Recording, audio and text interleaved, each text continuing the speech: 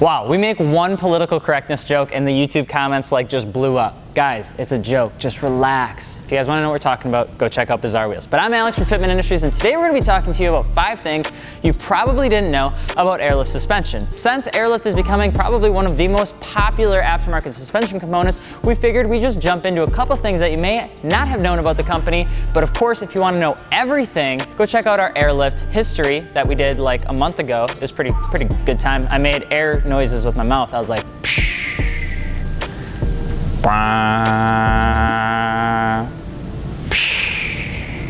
So the first thing that you may not know about Airlift is that they really didn't even understand how comprehensive their product would eventually become. Claude Pemberton back in 1949 when the company was founded and actually incorporated in 1953 really didn't understand the full comprehensiveness of what this air strut style component would do for the game. I mean, when you think about it, at the time there really were only springs and you could get different spring rates for cars and things like that, but when it came to customizing really the amount of pressure that you could have in your coil, it was unheard of. And when Claude initially came up with the program, initially came up with the product with Airlift, it was a massive success because it really was something that nobody else had at the time. And really it was all about load carrying capacity, because when you think about back in the day, people wanted to bring their RVs or their campers with them, or if you're talking about probably the Prohibition days, they wanted to make sure the moonshine in the back of their trunk didn't actually sag the car when the police were checking out cars. So it came out to be a very important product, and once they realized that they could use it in a lot more than just cars, Airlift just continued to have success over a very simple idea that really 2 people came up with. The second thing that you may not know about Airlift is that they started to explode in the 50s and 60s. Now they're popular now, but they really grew a lot back in those times because when you think about it, their marketing tactics were very different from what they are now. So right now, if you want to go and you want to sell a product, you better jump on Facebook, get really good at marketing and social media and all that sort of junk to eventually try to sell somebody a $200 part in 4 to 5 months. Back in the day,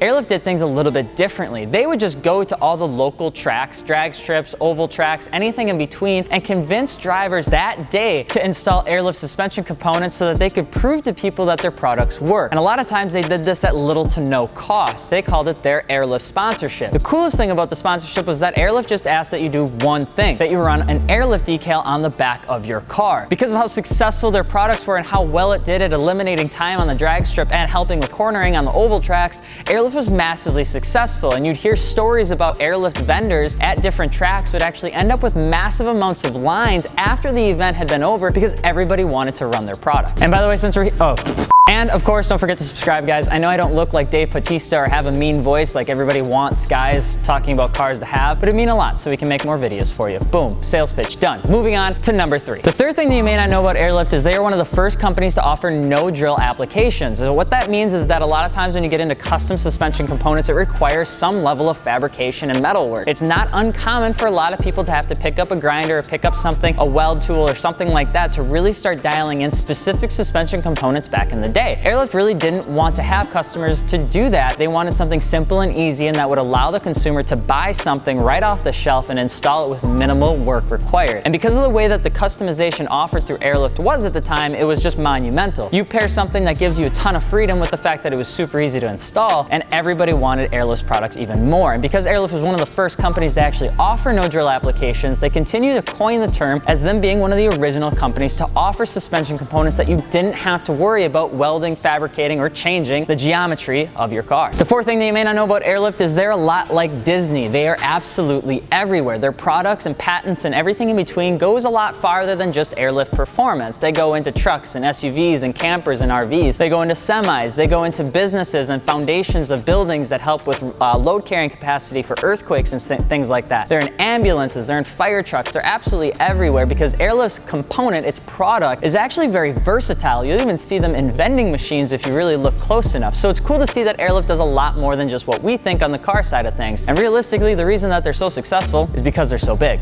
And the fifth and final thing that you may not know about Airlift is you can actually thank the mini truck scene back in the late 80s and early 90s for making Airlift as popular as it is in the current scene. Now, back in the day when you thought about customization and all those sort of options, Airlift had those no drill applications, but it was tough to get in front of the market because it was a little bit more expensive than other counterparts like hydraulics and things like that. The mini truck scene was really coined during the Easy Street division back before Airlift Performance was Airlift Performance, and took the product and ran with it. And a lot of the mini trucks back at the time ran Airlift suspension components because of the increased compressor, the new management system, and everything in between that made the product so good.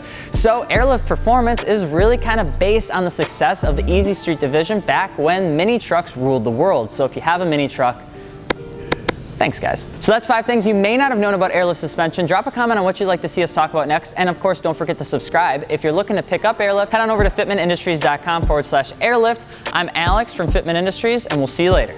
Peace.